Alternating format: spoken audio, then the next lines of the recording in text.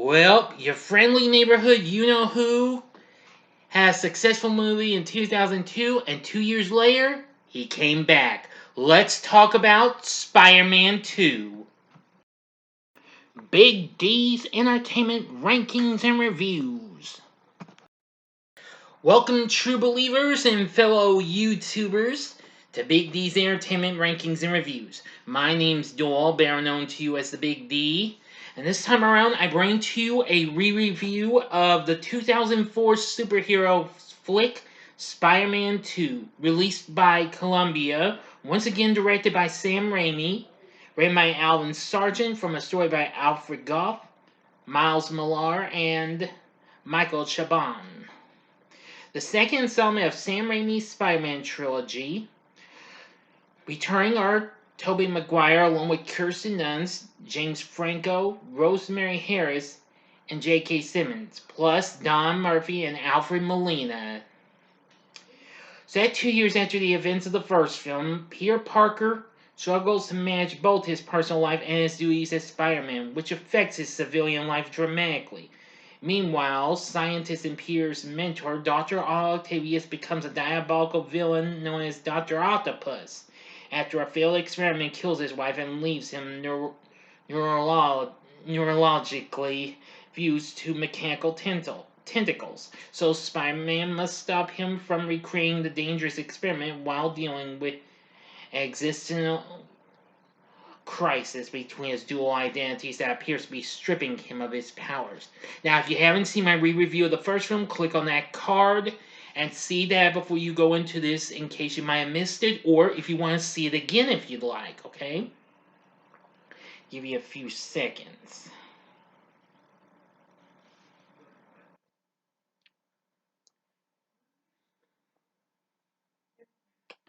Okay, that ought to do it. Now then, this film was pretty big in my view. This was just as big as the first one. So, but I'm going to not get ahead of myself. Let's get started. Peter Parker is estranged from both his love interest, Mary Jane Watson, and his best friend, Harry Osborn, and discovers that his Aunt May is facing eviction. He finds himself suffering temporary but recurring losses of his powers, often in life-threatening situations. Harry, who is now head of Oscorp's Genetic and Scientific Research Division, is sponsoring a fusion power project by nuclear scientist Otto Octavius, who befriends and mentors Peter. While handling hazardous materials, Octavius wears a harness of powerful robotic tentacle arms with artificial intelligence. During a public demonstration that Peter and Harry attend, a power spike causes the fusion reactor to destabilize. Octavius refuses to shut down the reactor, which goes critical, killing his wife and burning the inhibitor chip, blocking the arms from his nervous system. Spider-Man shuts the experiment down, but at a hospital, doctors prepare to surgically remove Octavius's harness. Without the inhibitor chip, the now sentient arms defend themselves by killing the doctors. Octavius takes refuge at a harbor, now corrupted by the arms AI. He decides to retry his experiment and robs a bank to fund it. The Daily Bugle dubs the scientist Dr. Octopus. Mary Jane becomes engaged to astronaut John Jameson, the son of Bugle editor J. Jonah Jameson, and Peter suffers an emotional breakdown over his inability to balance his life and loses his powers due to the stress. He quits being Spider-Man and returns to his normal life, and unsuccessfully attempts to reconcile with Mary Jane. He also finally confesses to Aunt May the truth about Uncle Ben's death, and Aunt May forgives him. But the rise in New York City's crime rates worries Peter.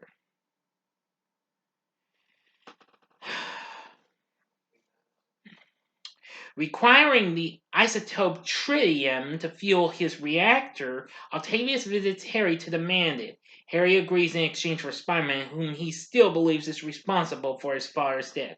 He tells Octavius to seek Peter, who Harry believes is friends with Spidey, but tells him not to harm Peter. Octavius locates Peter, tells him to find Spider-Man, and captures Mary Jane. Her endangerment leads to Peter's powers returning, and he goes after Octavius. And now for the final act and the ending.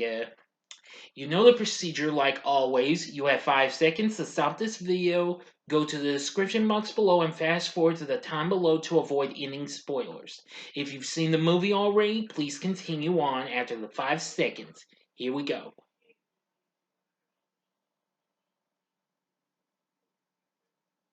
Okay, you've been warned.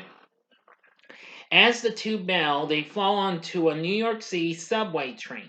Octavius sabotages it and leaves Peter to save the derailing train, which he does at great physical toll. Octavius captures a weakened Peter and delivers him to Harry. Harry prepares to kill Spidey, only to be shocked to see Peter under the mask. Peter convinces Harry to direct him to Octavius' lair, as bigger things are at stake. And they battle again as the nuclear reaction starts threatening the city. Peter reveals his identity and persuades Octavius to let his dream go for the greater good. Octavius commands the tentacles to obey him and sacrifices himself to destroy the experiment.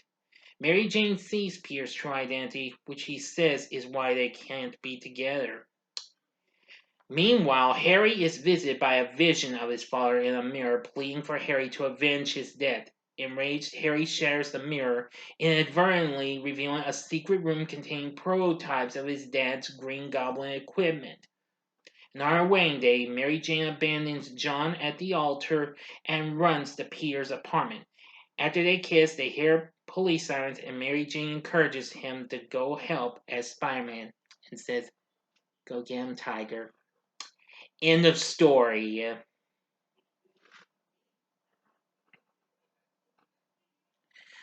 So what did I think of Spider-Man 2? I'm going to say I love this film. This was my favorite Spider-Man flick of all time, as a matter of fact. Of course, that is until Spider-Man No Way Home from last year surpassed it. Anyway, the film was a big success. It made just about as much money as its predecessor did in its opening weekend, considering it opened on June 30th, which was actually for the 4th of July weekend, you know. The film is widely regarded as one of the greatest superhero films ever made and a blueprint for future movies in the genre. Anyway, the film got widespread acclaim from critics, praised its emotional weight and visual effects, as well as the performances from Tobey Maguire and Alfred Molina, and Sam Raimi's direction. It became the third highest grossing film of the year and went on to make $789 million worldwide. The film won Best Visual Effects at the Academy Awards and was nominated for Best Sound Mixing and Best Sound Editing. It received 5 awards at the Saturn Awards, including Best Fantasy Film and Best Director for Raimi.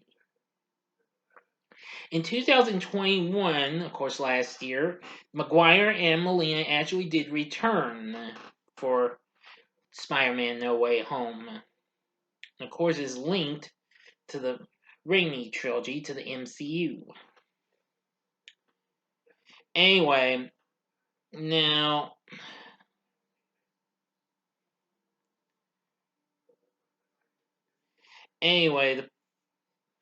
the film actually made $40 million its first day, just barely surpassing the $39 million of its predecessor. Of course, that was a big record for a whole year until it was surpassed by Star Wars Episode 3, Revenge of the Sith, which came out the following year.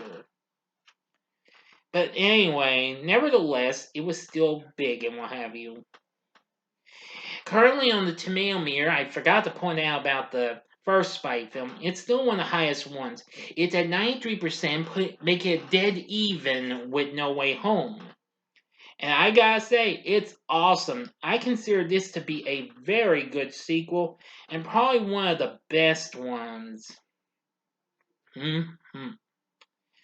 Anyway, now the story for this is good too. I mean, while it might have some emotional weak moments and what have you, but that doesn't factually well, deduct any points from me. No, no, no, no. Certainly not. This film still proves to do its extreme best and be a big one. Tobey Maguire once again does a great job as Peter Parker and Spider-Man. Very good. Kirsten Dunst once again does a great job as Mary Jane Watson. Very good. James Franco back as Harry Osborn. Good. Now, and Rosemary Harris is back as Aunt May, who is good in this as well. And J.K. Simmons is back as J. Jonah Jameson.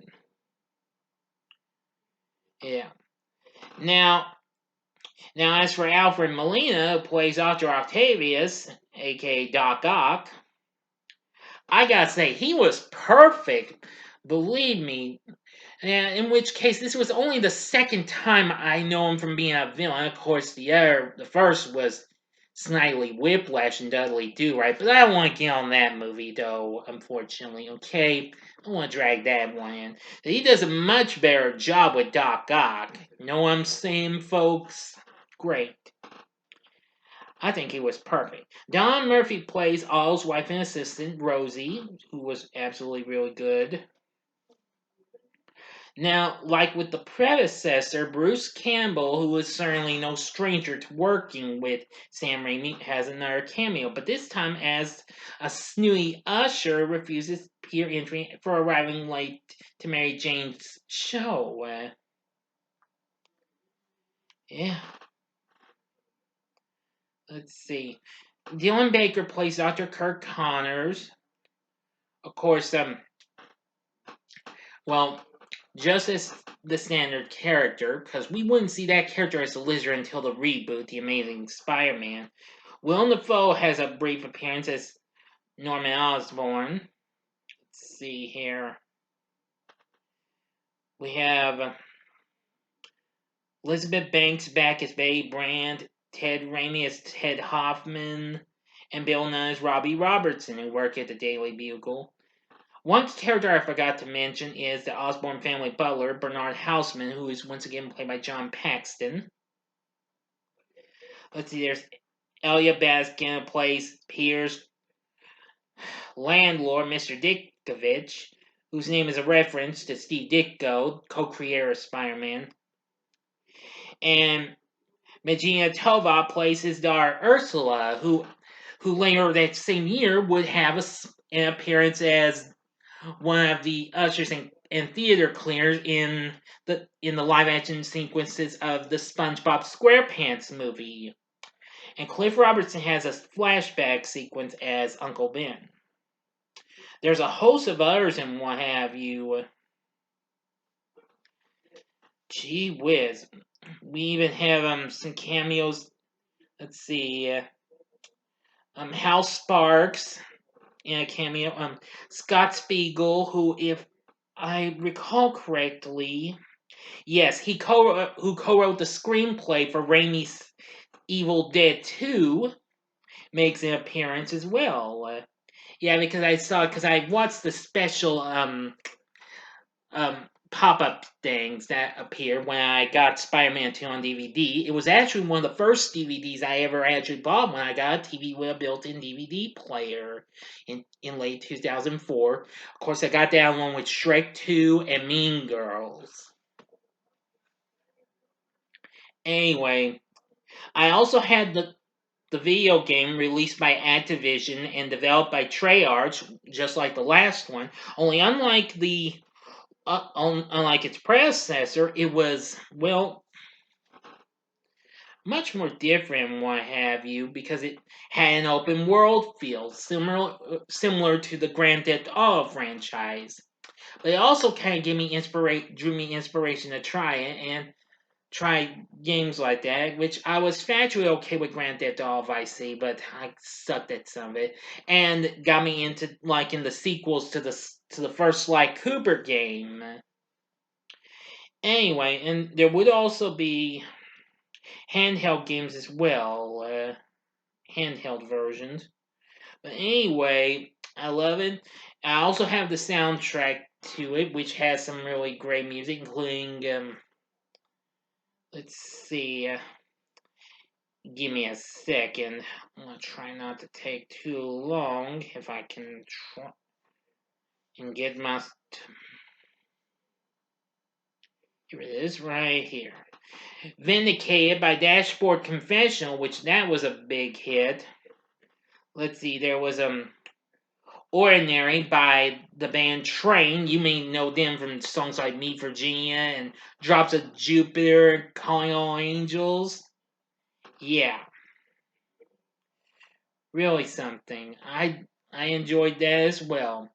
Anyway, the film was such a big success, and then of course, 3 years later, Spider-Man 3 would follow. But it kind of lost a little momentum by some of the fans and what have you. And well, I'll explain about that when I do when I re-review that next time.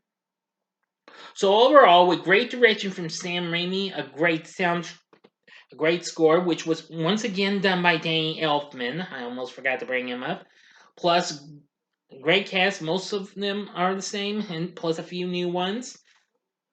And great atmosphere, great action, everything you could get from a Spider-Man movie. Would I recommend Spider-Man 2? The answer is easily hell yeah.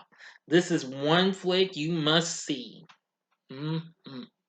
So, what are your thoughts on Spider-Man 2? Please tell me in the comment section below. If you like the video, click the like button, subscribe to my channel, and be a part of the Big D Nation.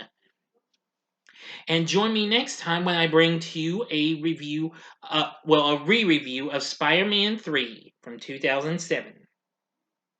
Thanks for watching, and if you like this, consider checking out these other superhero flick reviews.